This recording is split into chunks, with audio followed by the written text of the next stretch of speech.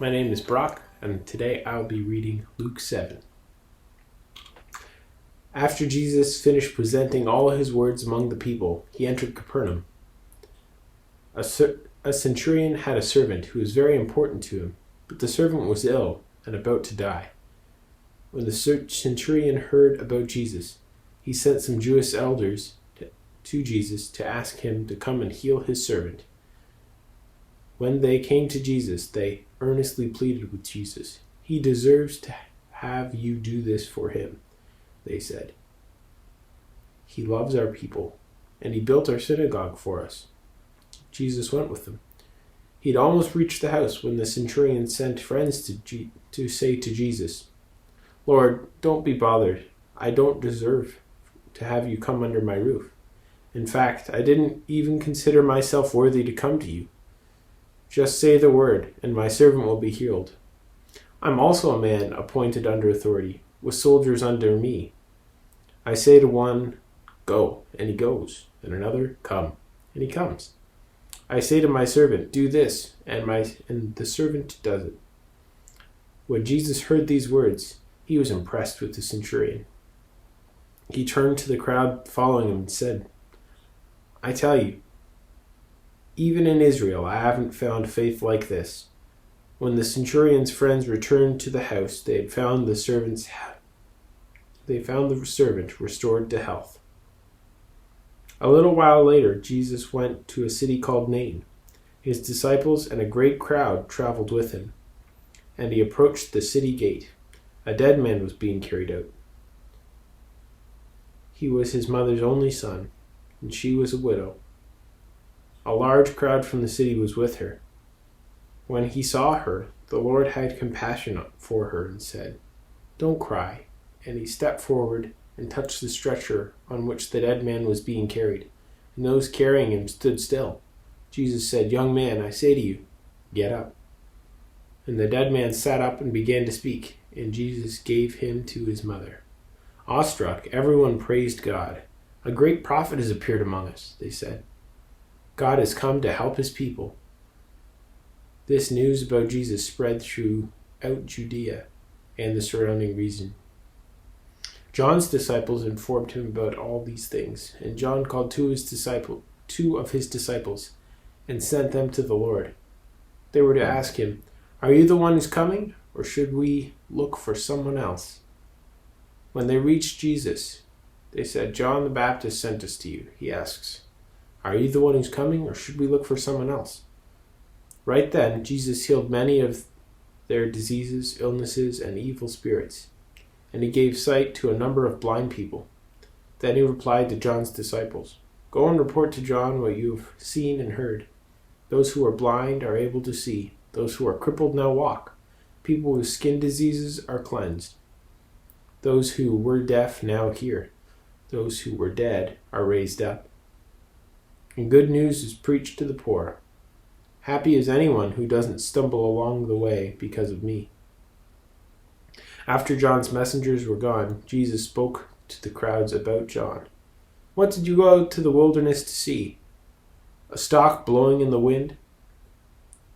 What did you go out to see? A man dressed up in refined clothes? Look, those who dress in fashionable clothes and live in luxury are in royal palaces. What did you go out to see? A prophet. Yes, I tell you, more than a prophet.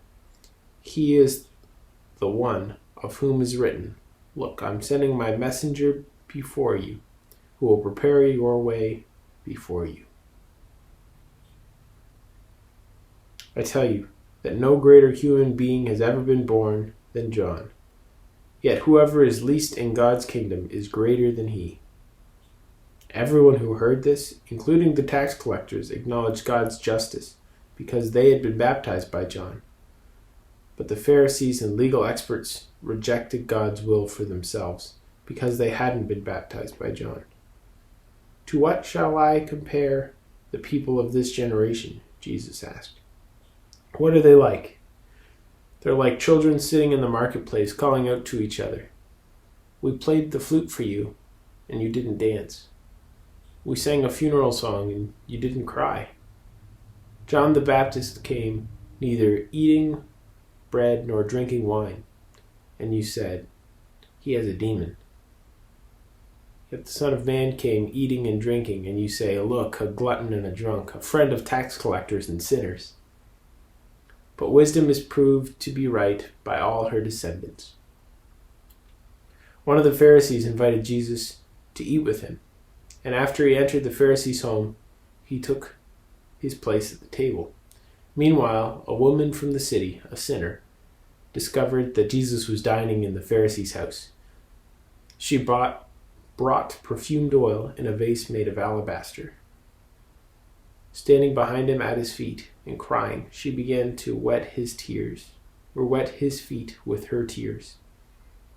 She wiped them with her hair, she kissed them, and she poured oil on them. When the Pharisee who had invited Jesus saw what was happening, he said to himself, "If this man were a prophet, he would know what kind of woman is touching him. He would know that she is a sinner." Jesus replied, "Simon, I have something to say to you." "Teacher, speak," he said. A certain lender had 2 debtors. One owed enough money to pay 500 people for a day's work. The other owed enough money for 50. When they couldn't pay, the lender forgave both debts. "Which of them will love him more?" Simon replied, "I suppose the one who had the larger debt canceled." Jesus said, "You have judged correctly." Jesus turned to the woman and said to Simon, "Do you see this woman? When I entered your home, you didn't give me water for my feet, but she has wiped my feet with tears and wiped them with her hair. You didn't greet me with a kiss, but she hasn't stopped kissing my feet since I came in. You didn't anoint my head with oil, but she has poured perfume oiled on my feet. This is why I tell you that her many sins have been forgiven. So she has shown great love. The one who is forgiven little loves little." Then Jesus said to her, "Your sins are forgiven." The other guests at the table began to say among themselves, "Who is this person that even forgives sins?" And Jesus said to the woman, "Your faith has saved you. Go in peace." Merry Christmas. In Excel.